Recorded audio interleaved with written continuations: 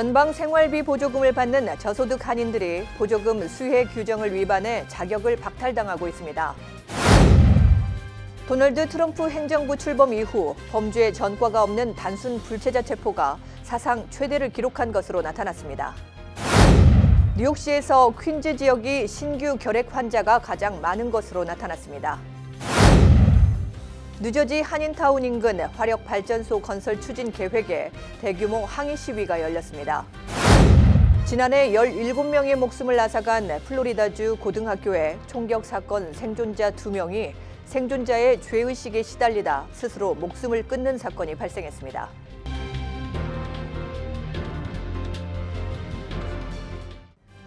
학자금, 결혼자금, 노후자금 준비. 뉴 밀레니엄 뱅크가 알뜰한 적금 상품을 준비했습니다. 3년 만기 적금 연이율 무려 2.65%, 무려 2.65%. 뉴 밀레니엄 뱅크와 함께 미래를 준비하세요. FDIC member and equal housing lender.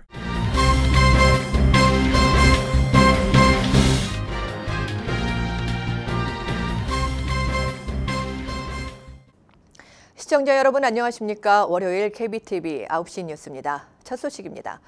연방정부가 지급하는 생활비 보조금, 즉 SSI를 받는 65세 이상 저소득층 노인들이 보조금 수혜 규정을 위반해 수혜금이 삭감되거나 자격을 박탈당하고 있습니다.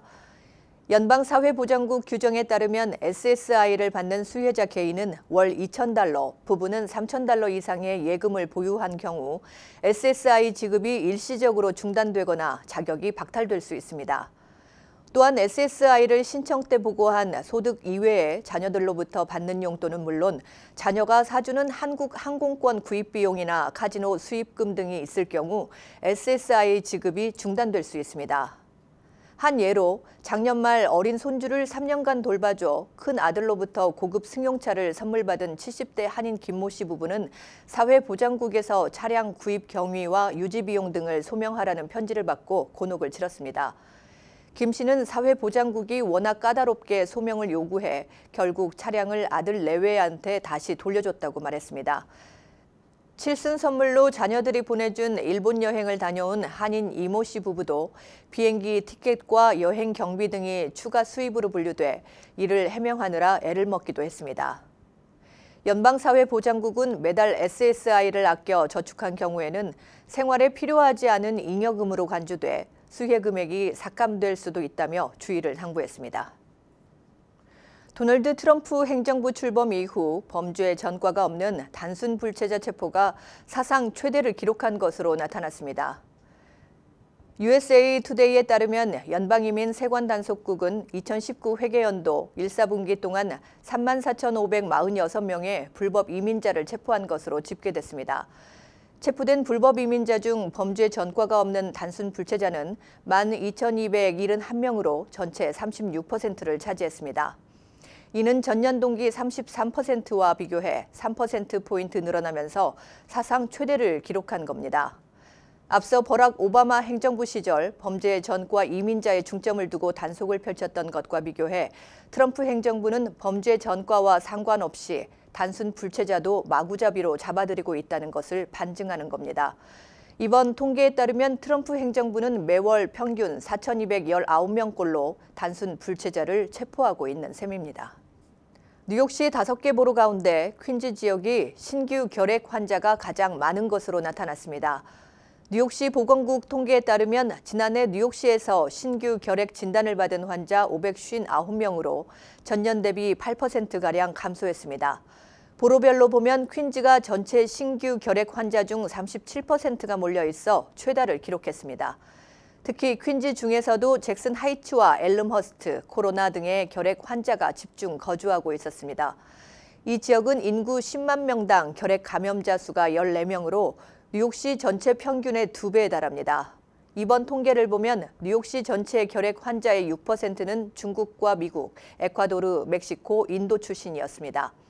뉴욕시 결핵 환자 수는 1992년 3,811명으로 정점을 찍은 뒤 2016년까지 감소세를 보이다 2017년 613명을 기록하며 10% 상승세로 돌아섰습니다. 그러다 지난해 다시 감소세를 나타냈습니다. 한편 뉴욕시는 5개 보로의 결핵 체스트 센터에서 이민 신분과 보험 소지 여부에 상관없이 무료로 결핵 검사를 제공하고 있습니다. 감염 진단을 받았을 경우에는 무료로 치료도 받을 수 있습니다. 지난해 8천여 명이 체스트 센터를 통해 무료 결핵 검사를 받았습니다. 뉴저지 한인 밀집 타운인 리치필드 인근 메도렌즈 습지대에 대규모 화력발전소 건설이 추진돼 논란이 되고 있습니다.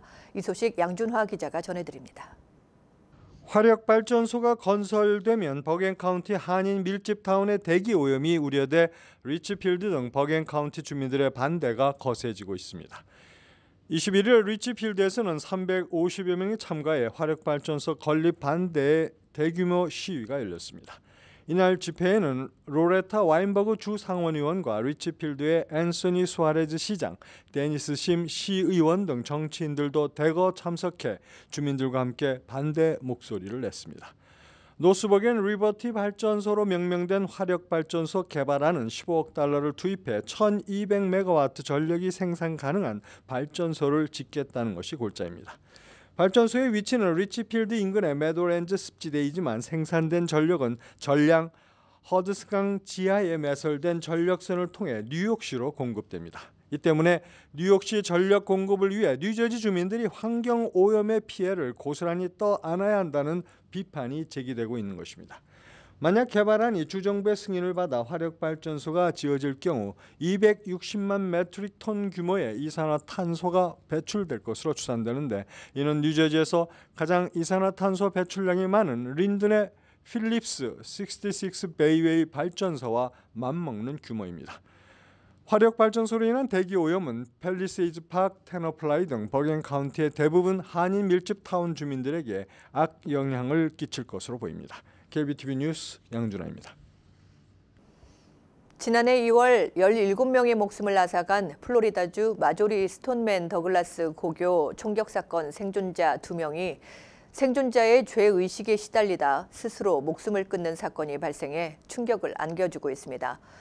플로리다주 경찰에 따르면 지난 17일 마조리 스톤맨 더글라스 고교 졸업생인 시드니 엘라가 집에서 스스로 목숨을 끊었습니다.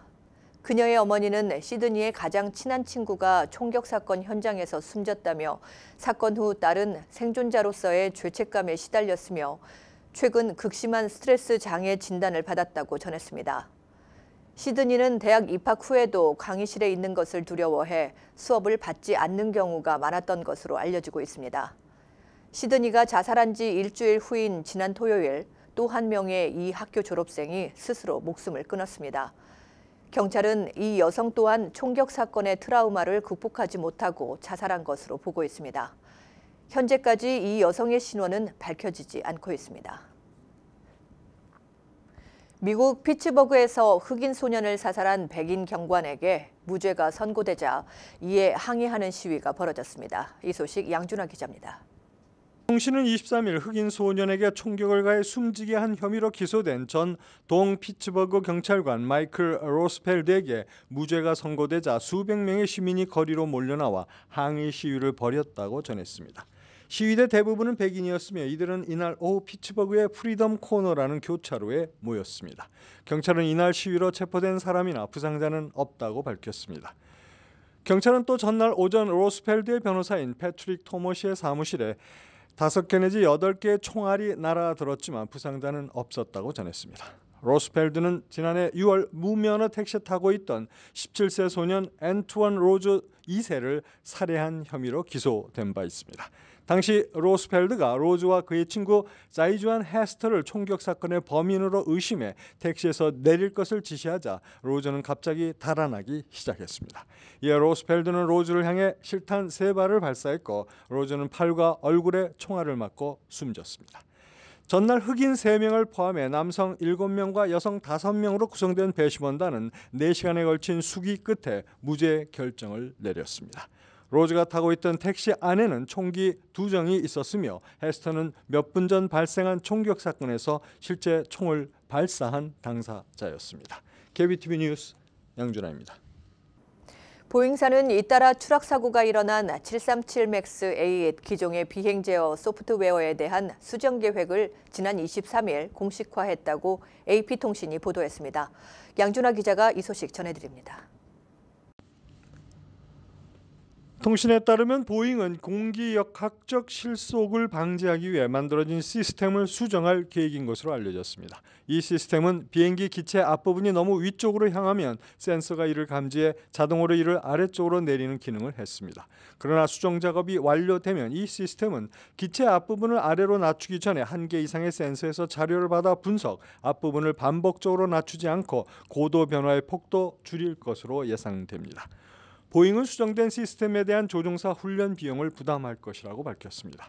한편 미국의 연방항공청은 보잉이 다음 주께 해당 시스템을 업데이트할 것으로 전망했습니다. 댄 엘웰 FAA 청장 대행은 지난주 국회에서 보잉이 이르면 오는 25일 업그레이드를 완료할 것으로 보인다고 말했습니다. 보잉사의 737 맥스 8 기종은 지난해 10월 인도네시아에서 추락해 189명이 숨진 데 이어 불과 5개월인 지난 10일 에티오피아에서도 추락해 탑승자 157명 모두 사망한 바 있습니다. 이번 보잉사의 수정 계획에도 보잉 737 맥스 8 기종에 대한 확신을 갖는 데는 상당한 시간이 걸릴 것으로 관측됩니다. KBTV 뉴스 양준하입니다. 오하이오주 로즈타운 조립공장 폐쇄로 도널드 트럼프 미국 대통령의 분노를 샀던 미 자동차 업체 제너럴 모터스가 미시간주 디트로이트 인근 오리온 조립공장에 3억 달러를 투자해 전기차 생산 설비를 갖출 것이라고 발표했습니다. 보도에 양준하 기자입니다. 미시간주 디트로이트에 새로이 건설되는 설비에서 창출될 고용은 약 400명 규모인 것으로 알려졌습니다. 이번 투자는 GM이 미국 제조업 부흥을 위해 약속한 18억 달러 규모 투자의 일부분입니다. 메리바라 GM 최고 경영자는 CNBC에 슈보레 볼트 전기차는 오리온에서 생산되고 대단한 근로 인력들이 있으며 그곳에서는 그것을 수행할 능력이 있고 시너지도 있다고 말했습니다. 바라 CEO는 구체적인 투자 날짜가 정해지지는 않았으며 오리온 공장의 고용에 관해 집중적으로 발표할 것이라고 덧붙였습니다. GM은 애초 1년의 미국 내 설비 폐쇄와 함께 미래의 주력인 전기차 제조를 미국 밖의 공장에서 생산한다는 계획을 세웠던 것으로 알려졌습니다. 전민 자동차 노조의 테리 디텍스 부위원장은 GM의 전기차 부문 3억 달러 투자 약속은 우리 노조원들과 함께 미국에서 제조업 일자리를 지키는 미래 투자를 위한 좋은 출발이 될 수 있을 것이라고 말했습니다. GM은 지난해 북미 공장 5곳을 폐쇄하고 1만 4천 명의 인력을 감축하겠다는 구조조정 계획을 발표한 바 있습니다. 트럼프 대통령은 지난 주말 GM의 로즈타운 조립공장 폐쇄에 대해 공장을 재가동하라며 연달아 트윗을 올렸고 지난 20일 2020년 대선의 핵심 경합지인 오하이오주를 방문해서도 GM에 대해 거듭 경고한 바 있습니다. KBTV 뉴스 양준하입니다. 1.5-2세 청소년들에게 매년 여름 모국 방문 연수 기회를 제공하고 있는 뿌리교육재단이 22일 플러싱 대동연회장에서 개최한 2019 뿌리포럼이 청소년과 학부모 300여 명이 참석한 가운데 성황리에 열렸습니다. 이정화 명예회장과 박효성 뉴욕 총영사 등의 축사로 시작된 이날 행사에서 재단은 지난해 연수에 참가한 학생들을 대상으로 실시한 에세이 대회에서 우수한 성적을 거둔 강민지 양 등 8명의 표창장을 전달했습니다. 조진행 회장은 뿌리재단의 청소년 모국 방문 사업은 한인 후세들이 세계 속의 리더로 어깨를 펴고 살아가는 필요한 중요한 모멘텀을 만들어주고 있다고 자부한다며 재단은 학부모로 구성된 자원봉사 단체인 만큼 보다 많은 학부모들의 참여를 당부한다고 말했습니다. 2부에서는 펜실베니아 모든 북팀과 뿌리챔버 오케스트라 팀 등 학생들의 장기자랑 등 다채로운 공연을 선보였습니다.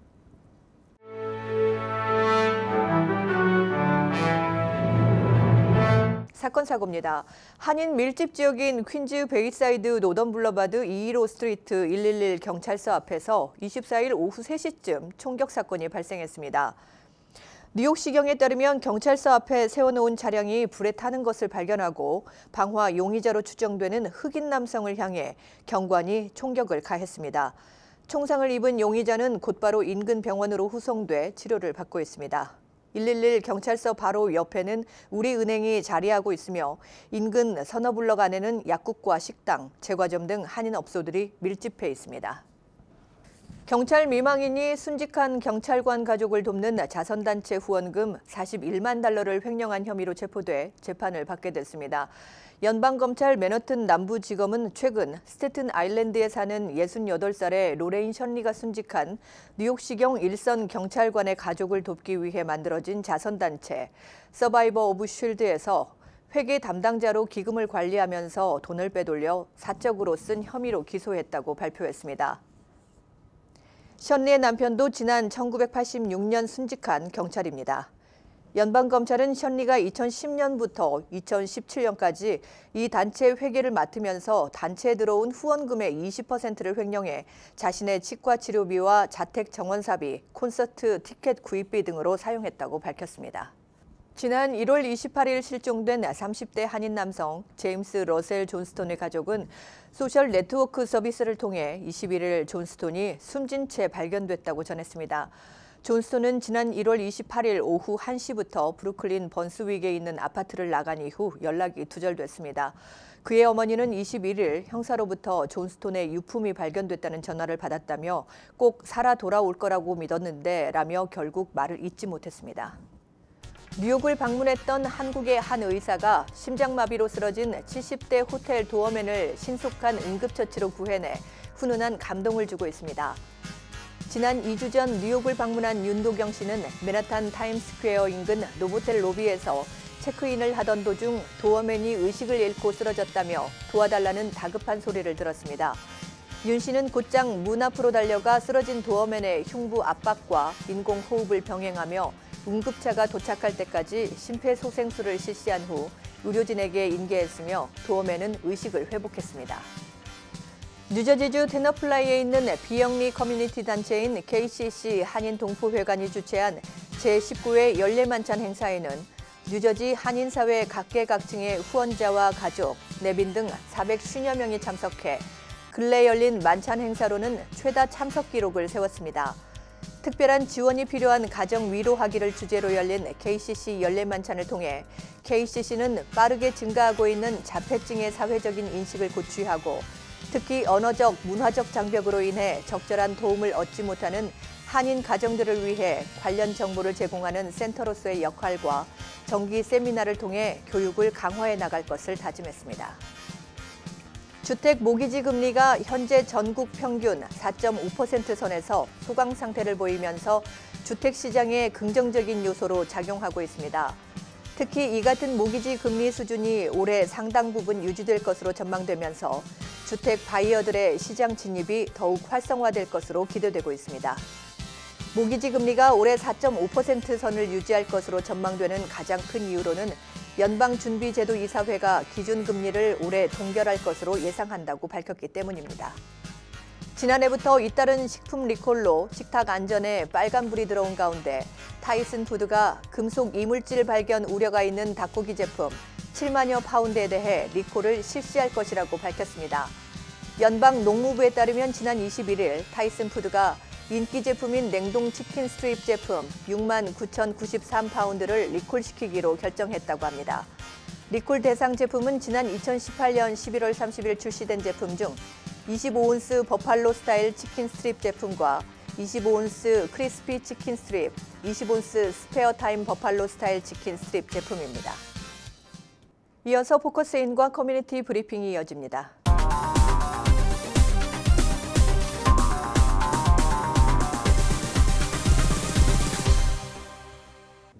네, 나라별 영주권 쿼타 제한 폐지에 대해서 신중식 이민법 전문 변호사와 함께하겠습니다. 네, 안녕하십니까? 안녕하세요. 예. 네, 이 나라별 영주권 쿼타라는 게 이게 무엇이죠? 네, 우리 이제 흔히 그냥 쉽게 할 때 이게 쿼타라는 게 있어서 이게 명수 제한이 있는 거구나라는 정도는 알고 있는데 그 정도는 알고 사실은 있죠. 그 내부로 들어가면은 이 영주권이 1년에 보통 한 100만 그 케이스가 나옵니다.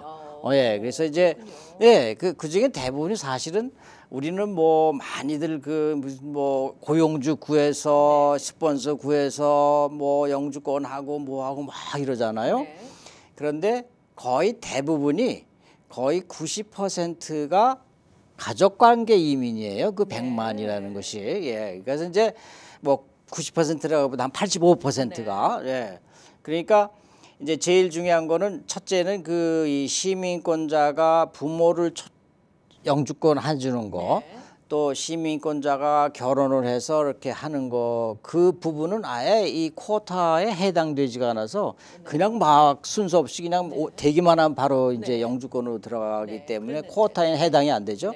그래서 가족 이민의 쿼타가 있고 취업 이민의 쿼타가 있는데 이 쿼타가 한 나라가 1년에 7%, 7%를 못 넘기게 돼 있어요. 그거 딱 정해놨어요. 예, 한다. 그러니까 어느 한 나라 지금 우리 미국에 이민 오는 나라가 한 200개 나라인데 어느 한 나라든지 7%를 못 넘게 했어요. 이제 그게 한 60년, 70년 전에 이제 그 법을 만드는데 그 이유는 이렇습니다. 어느 한 나라가 많이 오게 되면 그 나라 사람들만 미국에 많이 와서 이민 오면 좋은 거 아니다. 전 세계가 골고루 오게 하자라고 한 건데 사실은 그 속뜻은 유럽 나라들 많이 좀 하게 하느냐고 남미 쪽에 아시아 쪽에서 오는 거를 7%를 꽉 막아놓고 다른 유럽 쪽에서 오는 걸 좀 이렇게 오픈 이렇게 문을 더 넓게 하느냐고 슬쩍 7%라고 해놓은 겁니다. 물론 이제 거기에 제일 그 뭐라 그럴까 이 사람들이 얘기했던 저거는 그 정당성은 우리 어느 한두 민족이 우리로 다 오는 것보다는 전 세계의 여러 민족이 골고루 오는 게 좋다. 먼저 이러면서 그래서 하잖아요. 그러고서 그걸 만들어 놓은 거예요. 근데 이제 요즘에 와서 그게 한 60년, 70년 지나다 보니까 무슨 현상이 생겼냐면은 유럽에서 오고 뭐 한국에서 오고 그러는 거는 괜찮은데 왜 이 미국에 이민을 많이 오는 나라들 있잖아요. 뭐 그것도 괜찮아요. 그런데 인구가 워낙 다른 나라에 비해서 워낙 많아가지고 아 이거 무슨 우리 다른 나라들은 1년에 뭐 예를 들어서 10,000명씩 신청한다 그러는데 몇 개 나라는 10,000명이 아니고 10배. 이게 가장 대표적인 10만 명이 아니고 100배, 100만, 그러니까 100배 이상 막 이렇게 뭐 너무 많은 나라, 특히 대표적인 게 인도, 인도, 중국, 그다음에 중국, 필리핀, 멕시코입니다. 그러다 보니까 그래서 이제 7% 그렇게 묶으니까 골고루 이렇게 해서 지금은 이제 우리 이 취업 이민을 하면서 빨리빨리 하고 있잖아요. 근데 인도 사람들은 그 취업 이민이 예전에는 한 10몇 년 걸렸어요. 그러다 지금 14, 5년, 20년 걸리고 있어요. 그런데 이제 앞으로 지금 너무 많아지니까 이제 인도가 발달하기 시작해서 이 사람이 돈을 조금 만드니까 이제 미국에 이민 오는 자금을 이제 마련할 수 있다 보니까 지난 한 5, 6년간 이 미국에 이민 오려고 하는 인도 사람들의 그 숫자가 폭발적으로 늘어났어요. 예, 그러다 보니까 이 사람들은 지금 이제 신청하는 사람들은 한 40년에서 60년 걸려요. 이제 그러니까 오기 전에 죽는 일이 벌어진 거예요. 그런데 그래가지고 이제 이 사람들이 로비를 해가지고 이걸 없애버리자. 그런데 문제가 생겼어요. 왜? 문제인가요? 그게 없애버리면 우리는 큰 피해를 받는 거죠. 지금은 이제 이 취업 이민이 뭐 1년, 2년 반 사이에 다 받는데 이거를 풀어서 그냥 다 오픈하자 그러면은 인도 사람들하고 중국 사람들하고 차지하는 그 비율이 전 세계 취업 이민이 14만 명인데 그 14만 명 중에 거의 90%를 차지해요. 그러니까 이게 나라별 쿼터를 폐지하게 된다면 우리 한국 사람들한테 굉장히 큰 피해가 지금 1년 반 걸리는 것이 maybe 한 10년, 15년 걸릴지 모르죠. 전 왜? 세계는 굉장히 안 좋은 거잖아요. 그렇죠. 아주 안 좋은 거죠. 그래서 이게 아주 상당히 그동안에 한 20년 동안 간간히 이 법이 나왔었어요. 그럴 때마다 저희들이 운동을 해서 막았어요. 왜냐하면 인도, 중국 이런 사람들만 좋아지지 우리는 그렇죠. 그럼 우리한테는 특별한 어떤 영향을 가장 그러니까 우리가 이제 이거가 다 폐지가 되면 이제 점차적으로 이제 5, 6년 동안에 다 이게 폐지가 되는데 그렇게 되면은 우리가 이 이민이 지금 뭐 짧게 걸리는 거가 이제 10년, 15년씩 걸리게 되니까 이거 뭐 하나가 되는 거죠. 그래서 이거를 이제 법이 통과되는 걸 막아야 돼요. 이제 막는 방법은 어떻게 하든지 간에 그 상원하고 하원 국회의원들한테 전화를 하고 편지를 써서 야, 이 법이 통과되면 인도 사람들만, 중국 사람들만 많이 뭐 90% 오게 되는데 네. 그게 미국 사회에 좋은 거 아니다. 네. 이민은 전 세계 사람이 골고루 와야지 이게 미국 사회 건전하게 발달하는 거지. 옛날에 이론을 우리가 이용하는 겁니다. 네. 그래서 이거 놔두면 온통 새로 이민 오는 사람은 중국 사람하고 이 인도 사람이 90% 차지하는데 네. 차지하게 되는데 니네가 좋아하냐? 그건 우리 그 이 민족의 다양화를 하는 정책으로서 좋은 이민 정책이 아니다. 골고루 오게 하는 네. 지금 현재를 그냥 유지해야 되기 때문에 네. 이 법은 반대해달라라고 전화도 걸고 네. 그다음에 편지도 쓰고 네. 그렇게 해서 그 이 단 몇 명이라도 그 국회의원 수가 이 반대하는 수가 늘어나야 됩니다. 그런 로비 활동을 해야 된다는 말씀이시죠? 그럼요. 예. 그런데 그 로비 활동은 이제 이렇게 변호사님이 하시는 거예요? 아니면 아니 일반인들이 전화를 한 겁니다. 예, 전화 그 각 그 동네 사무실 있잖아요. 연방 국회의원 사무실, 하원, 상원 사무실에 전화해서 나 이런 거를 전하고 싶다 그러면 그 이 친절하게 다 받아줍니다. 네, 그래서 그렇군요. 그걸 전화 이런 전화 왔다 그 숫자를 다 세가지고 국회의원님 지금 우리 지역구에서 우리 국민들의 의견이 이렇습니다. 그 전달이 되죠. 그는 예, 그러니까 꼭 하셔야 이 됩니다. 문제에 걸려 있는 우리 한국의 미주 네. 동포 사회에서 굉장히 네. 관심을 갖고 그러면 해야 되겠네요. 인도 사람하고 저기 중국 사람들 옆으로 제껴놓고 네. 그 다른 민족 사람들한테 이거 얘기를 해가지고 야 니네도 전화해, 니네도 전화해 그래가지고 네. 이 법을 막아야 됩니다. 네. 네네. 뭐 또 다른 뭐 좋은 말씀 해주실 거 없으세요? 그 정도 오늘까지. 네. 알겠습니다. 네네. 네, 좋은 정보 감사합니다. 네. 네. 네, 지금까지 신중식 이민법 전문 변호사와 함께했습니다.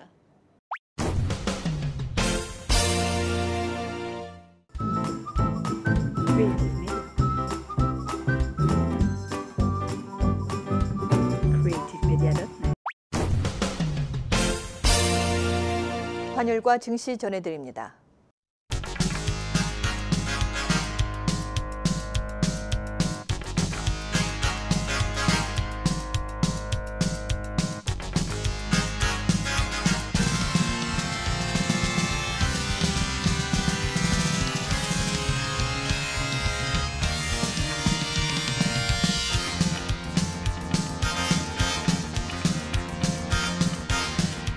뉴욕과 뉴저지 날씨 전해드립니다.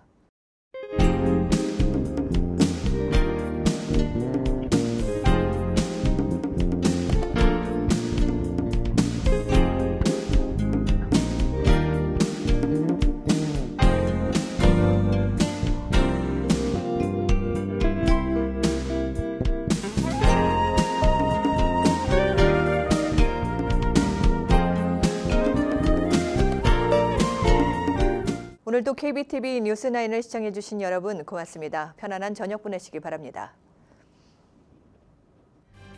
학자금, 결혼자금, 노후자금 준비. 뉴 밀레니엄 뱅크가 알뜰한 적금 상품을 준비했습니다. 3년 만기 적금 연이율 무려 2.65%, 무려 2.65%. 뉴 밀레니엄 뱅크와 함께 미래를 준비하세요. FDIC member and equal housing lender.